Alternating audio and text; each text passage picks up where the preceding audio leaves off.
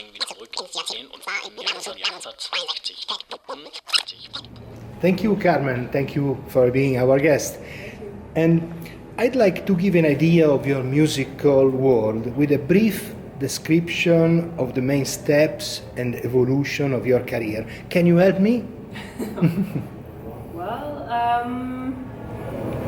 I've been releasing music for 10 years now. Yeah. And last year I released my 4th full length. And I guess I started out writing more song-based stuff, but I sang and stuff, and now it's mostly instrumental work. Yeah. Which are your current focal points, your main interest in music now? Well, I think it's a continued interest in, potential music and different sounds that isn't necessarily, off-the-rack instruments, I've always been quite intrigued with that, but that's what I mostly spend my time on now, is just trying to create instruments or sounds or soundscapes or whatever out of different things put together. Yeah. Which is your musical production and compositional method? Do you have any point of reference when you work on the creative process? Not really. I just follow my intuition, to be honest. I don't really have I usually don't have a very concrete reference or goal in mind. It's more I interact with the sound, and then that sort of develops into something or nothing, so that's what it's like. Yeah. And the improvisational parts are gaining room in your music. How do you work with that? Well, it's usually I probably develop some sort of foundation for either a guest to improvise on or for myself to improvise on.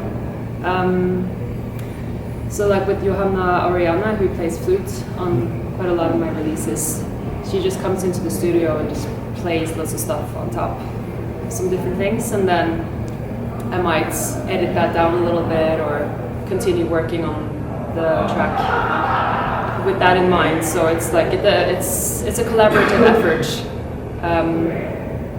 It usually isn't like we don't really jam out together at the same time and record that, and that's the recording. It's very much a processed development. But yeah, I just let her sort of play freely, and then that's where the magic happens. What's your reaction and opinion about the remixing process when your work is being used to produce new music? I love it. I mean, I've always had people remix my music, and I've through the years have invited some incredible producers that I just love, and it's really interesting to see what they come up with using my source material. It's really fun. Yeah, I enjoy it. In the recent years, Norway has been one of the most interesting sites for new music. And do you think that this fact has been useful for your project in particular? I don't know. It's really weird because I very rarely think of myself as a sort of Norwegian artist, apart from that I live in Oslo now, and it's a great place to live and work and stuff. And of course there's a fantastic tradition of contemporary classical and with the ECM crowd, and it's Death Pod and Biosphere, and then with stuff happening now, there's amazing people. But it feels like everybody it feels like people just put their head down and just do the work, and the jazz scene is incredible in Norway. I've always felt like I was just like working by myself on the outside of everything, even though a lot of people, we all know each other, but it's just, I don't know if that's an answer to your question, but I don't know if it probably has helped me, but I don't know how or yeah.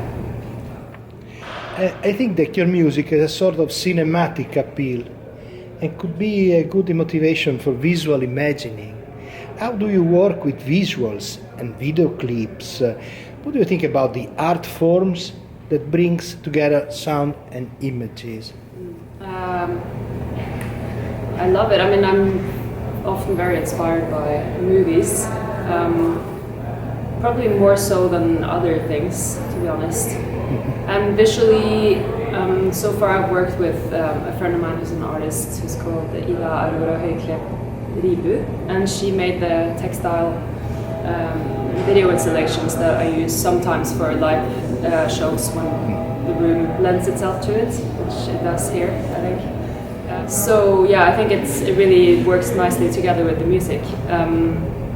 But when it's the right place and space for it, otherwise. What do you think your musical evolution is bringing you? I don't know. We'll see. It's a difficult question. I don't know. It's because I just never know really where. I didn't know I was going to end up where I am right now 10 years ago. I was making very different music, so it's who knows. I mean, I think I've definitely arrived more of a not comfortable. It's never comfortable, but yeah, more confident or space with how I work. But I do hope that it keeps developing and that the curiosity is there to work on new, ways of doing stuff to see what happens with that. So who knows where it's going. And some of the words describing your latest musical productions are telling about the desire to keep an optimistic way to think about the future. Meanwhile, we are facing the unknown. Yeah. I think it's a good attitude anyway.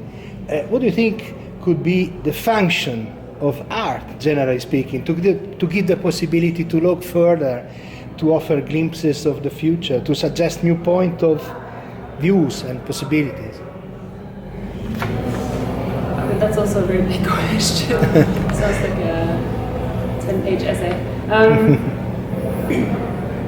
think it's just, we've always been making art since the beginning, and we've always been through horrific parts in history. I mean, looking back at history, it's never really been good. but that's what my point is with trying to be positive or optimistic. It's more about looking at the micro level, I guess, and how we can be good to each other, and that goes a long way. And I think art and music and it's I don't know what we would. I don't think we would be humans without it, to be honest. We would just be animals killing each other in war or something. I don't know. I don't think it's ever going to end. And never going to stop being important. So, yeah. Who knows? I know. Who knows? But I'm trying not to be that pessimistic. I'd rather hope that we keep going. Okay. Thank you very much, Carmen. Thank you. Thank you.